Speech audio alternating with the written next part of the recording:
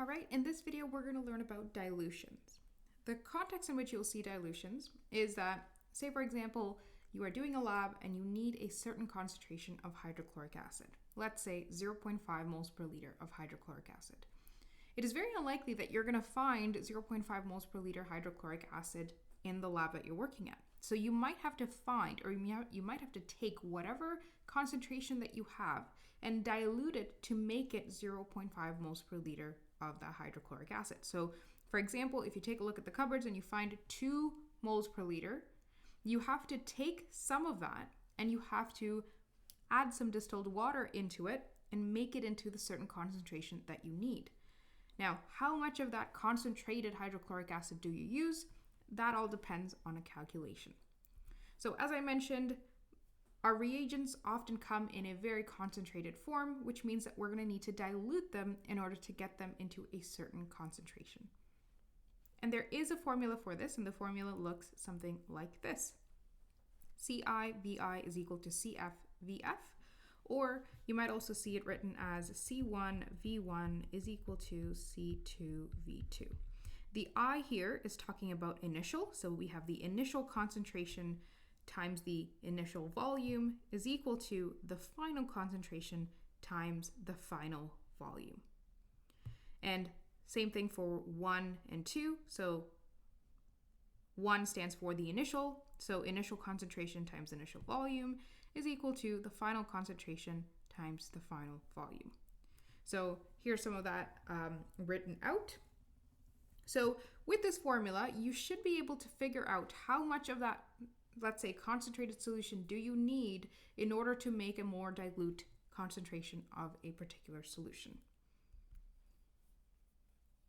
So let's try out this particular formula. So in this first example, water is added to 200 milliliters of 2 moles per liter solution of CaCl2 to increase the volume of the solution to 400 milliliters. What is the new concentration?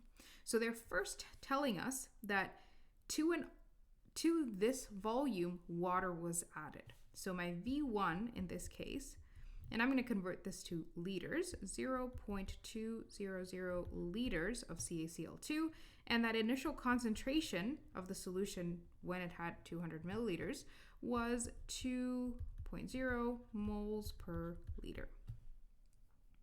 And they're also telling you that when after the water was added, the volume became 400 milliliters. So V2 is equal to 0.400 liters. Again, I made that conversion to liters.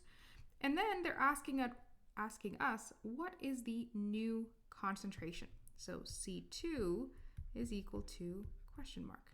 So let me write out the formula one more time. C1V1 is equal to C2V2. And I'm going to rearrange this formula before I plug in the numbers. So I know that I need C2 is equal to something. That's the expression that I want this formula to be written as. So this V2 needs to go over to the other side.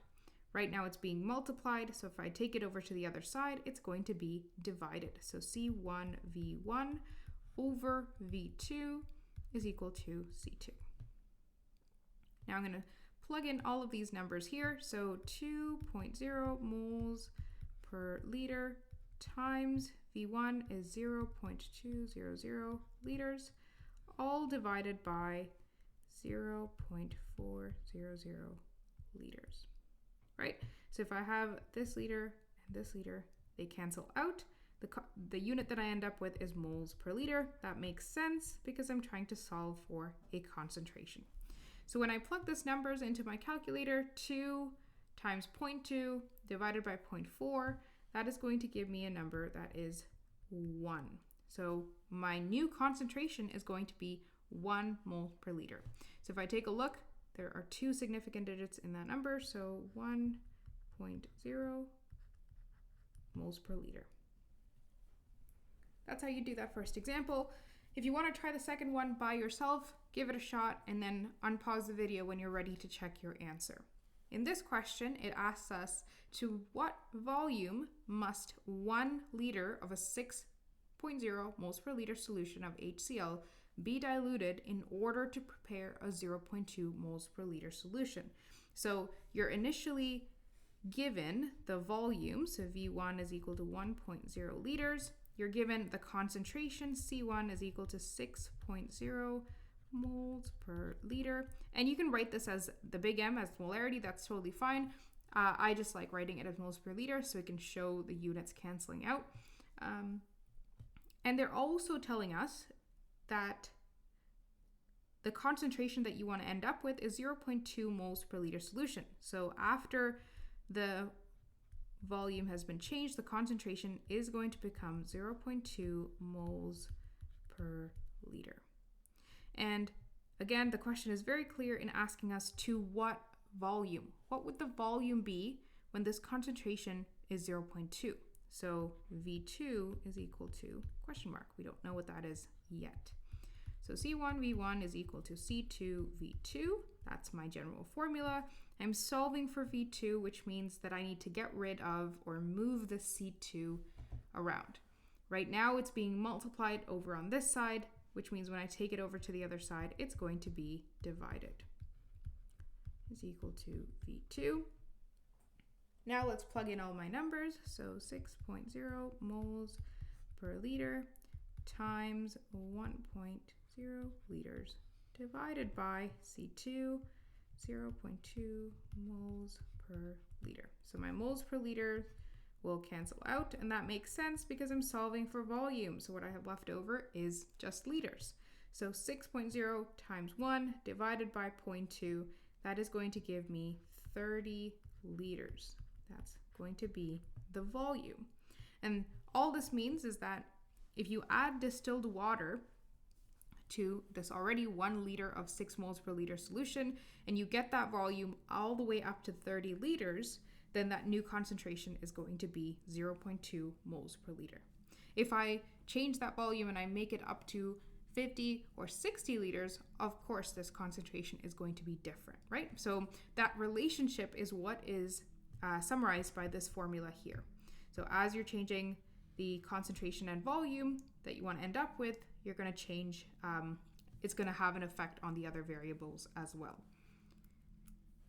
Okay, last example here.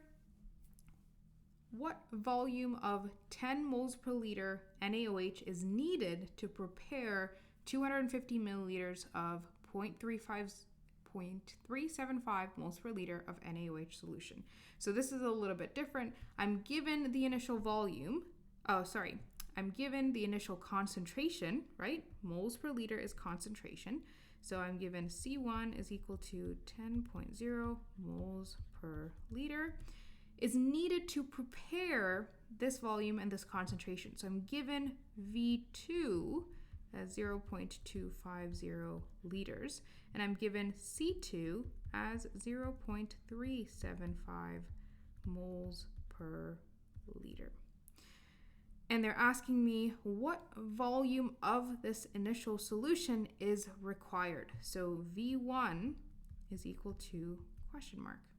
So how do we solve for that? Again, nothing has changed except for this time we're solving for V1. We haven't done that yet, but it's all just works the same way. So I need V1 is equal to something. That's my expression that I want it to be expressed as. This C1 is over on this side, which means that I'm going to need to move it over to the right side. V1 is equal to C2 times V2 divided by C1. Okay, let me plug in all of these numbers here. 0.375 moles per liter times 0.250 liters divided by 10.0 moles per liter. Again, moles per liter will cancel out, and that makes sense because I am solving for a volume. So I want my answers to be in liters. If I plug this into my calculator, 0.375 times 0.250 divided by 10 will give me an answer that's 9.375 times 10 to the power of negative 3. If I take a look here, I've got 3 significant digits, 3 significant digits. This has 2 significant digits, which is what my answer is going to be rounded into. So it is going to be 9.4 times 10 to the power of negative 3, and my units are liters. Okay, and that is how you do dilution calculations. Stay tuned for the next video where we'll learn about how do we prepare solutions in the lab.